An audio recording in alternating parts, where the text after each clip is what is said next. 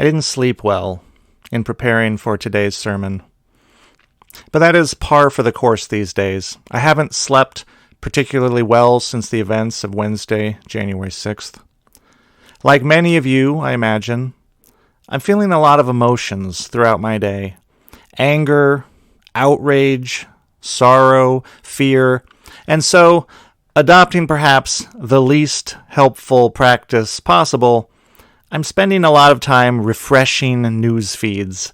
Too much time, I'm sure. I spend too much time on Facebook, on Twitter, CNN, The Washington Post, The New York Times, reading statements of political leaders on both sides of the aisle, reading news of arrests of insurrectionists across the country, some ordinary citizens swept up in an orchestrated campaign of lies, some far-right extremists with violent and racist agendas, scrolling, just reading dark warnings of more violence planned yet to come. Doom scrolling, they call this. I am spending too much time doom scrolling, and I don't recommend it. What I recommend for you all is unplugging from all of this, taking walks, meditating, listening to music, hugging a loved one, snuggling a pet, practicing a hobby, or cooking a nutritious meal. This is what I recommend. But for myself, what I am mostly doing is doom scrolling. That is how I personally am processing my shock and upset and concern over the violence of last Wednesday. And it's interesting how shocking it was, because in one sense, the violence on Wednesday was not a surprise. The president had been stoking the possibility of violence since well before the election, and increasingly so in the weeks after the election. But fearing it, even expecting it, did not prepare me for the shock of seeing it happen in real time. They say that democracy is America's secular religion, the shared religion that we all participate in. What I felt on Wednesday, seeing the Capitol building swarmed, then breached, seeing insurrectionists casually taking selfies from the podium of the Senate floor, what I felt was sacrilege. The invasion of the Capitol building was an act of defilement, a dishonoring of a sacred tradition of centuries of peaceful democracy, a painful rending of the covenant that we have all shared as Americans.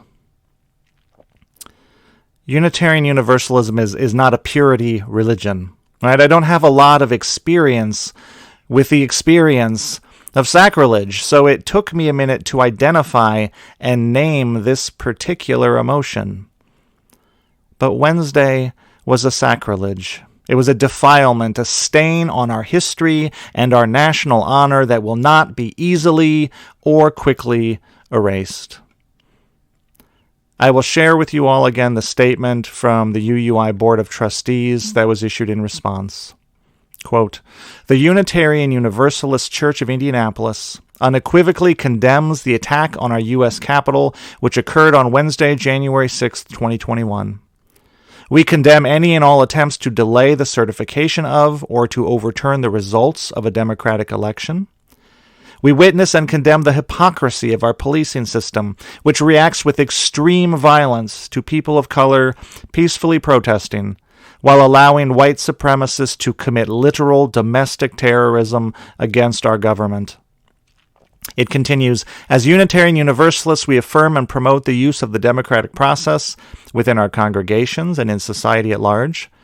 As our UUA President Susan Frederick Gray has said, our commitment to democracy grows from our affirmation of the inherent worth and dignity of every person, and the universalist understanding that we are all part of one creation, interconnected." And the statement concludes, "We are prepared to join in collective, moral, faithful action to defend our democracy. We call on all of our country's leaders and institutions to do the same." End quote. Now, I'm not a political pundit, and it isn't my job to give political hot takes, nor do I have any particular qualifications to do so. So I'm not going to do a lot of that today.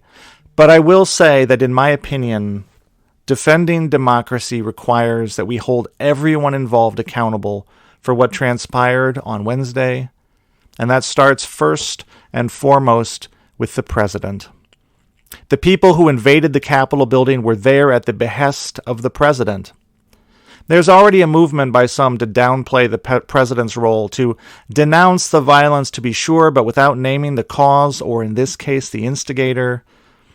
It must not be forgotten that even as neo-Nazis and Proud Boys and conspiracy theorists tore through Congress looking for elected officials to terrorize for the purpose of overthrowing a democratic election, the president told them in multiple statements that they were special, that he loved them, and that their cause was right and just. And even as the mob was inside the Capitol, the president was calling those same elected officials, now hiding in secure locations, continuing to demand that they overturn the election. I salute the Congress for returning to do their duty that same day and certify the election of Joe Biden. But they had another duty to do that day as well. The president should have been removed from office on Wednesday, January 6th.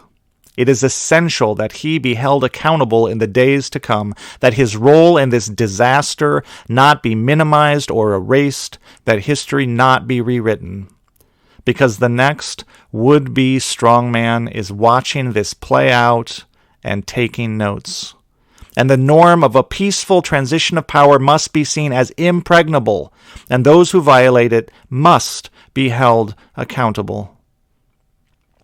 Dr. Martin Luther King Jr., in his letter from a Birmingham jail, wrote that progress never rolls in on the wheels of inevitability.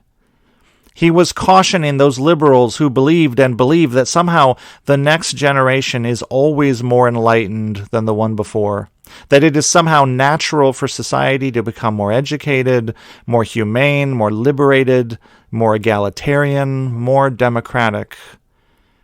And he was arguing this in the context of people who believed that the problem of American racism would somehow heal itself or naturally disappear over time. Not so, he said. Progress is always a result of human striving, of ideals and values made real and concrete in history through human action and human organization. Progress is never guaranteed. Standing still is not even guaranteed. Social and civic retrogression is always possible. My grandparents on both sides of my family fought literal Nazis on foreign shores, and I'm sure they never dreamed their grandchildren would live to see American citizens decked out in Nazi regalia, tattooed with far-right associated symbols, and proudly displaying Nazi slogans, rampaging through the Capitol building, and that the president would tell them they were beautiful. Much of the lasting damage of the Trump presidency will be, I believe, in the upending of political norms which were previously believed to be unassailable. The discrediting of the free press, the disregard of the results of elections, the mainstreaming of neo-Nazi and other white supremacist ideologies, and above all, in the assault on the notion of truth itself. And to their credit, many Republicans on that terrible Wednesday stood fast by the norms of democracy. I give credit to Senator Todd Young, who was told by his constituents who were demanding that he decertify electors, he was told, "You are supposed to represent our opinions." And Senator Young responded forcefully, "Opinions don't matter. The law matters." And finally, almost in exasperation, he said to the crowd, "I took an oath under God. Does that still matter in this country?" And we need more of that from our elected officials. But the best line of the night on that terrible Wednesday came from Senator Romney, who said the respectful way to deal with ordinary Americans who fear the election was stolen is to tell them the truth. Tell them the truth. The election was not rigged, not stolen, not fraudulent. Tell the truth. The simple norm of truth-telling is the most important norm that we must reestablish and insist on if we will repair our democracy, because democracy cannot coexist with alternative facts, fake news, and a citizenry literally siloed into different and incompatible views of reality. We will have different opinions.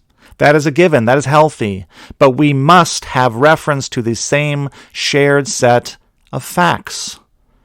When there is no shared reality that we can all refer to, reasoned discourse becomes impossible.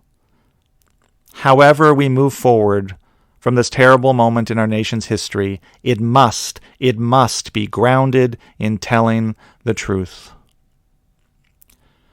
Our Unitarian Universalist principles promote democracy, a reasoned pursuit of truth, and the free press as the foundation for a just society.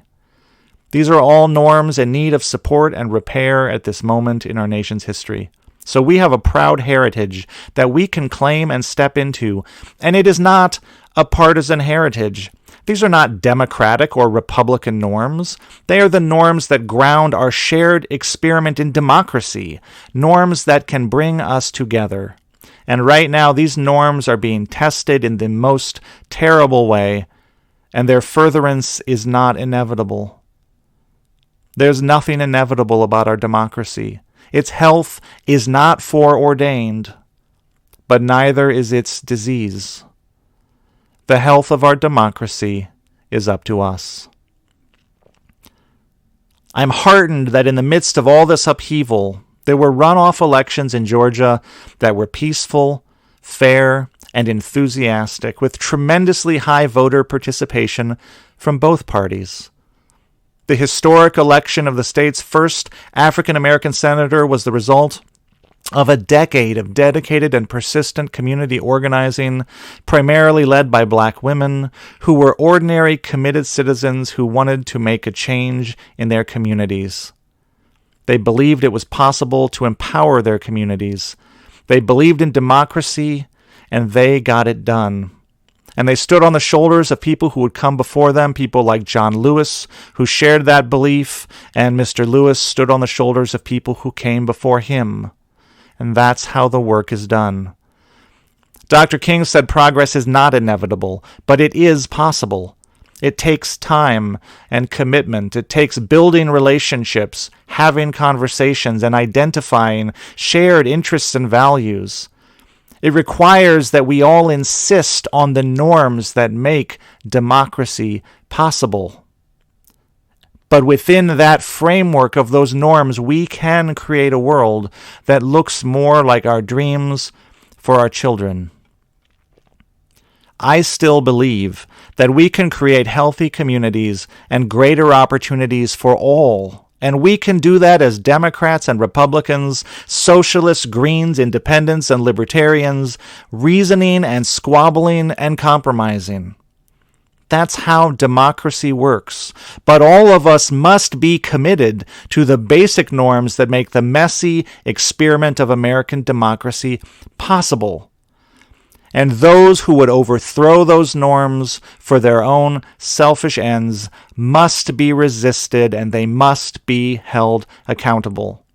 So at this time, in this hour, let us name that truth of what has happened, name the truth of the challenges we face, and commit to defend the future of this shared enterprise, our American dream. Let us commit to defend the framework, to lift up this garment that we are all woven into, that holds our children and our children's children's futures and dreams. Let us cherish this shared enterprise of American democracy, and let us commit with all of our will, with our words and our deeds, to defend and protect its continuance as the most sacred duty of this hour. Blessed be, and amen.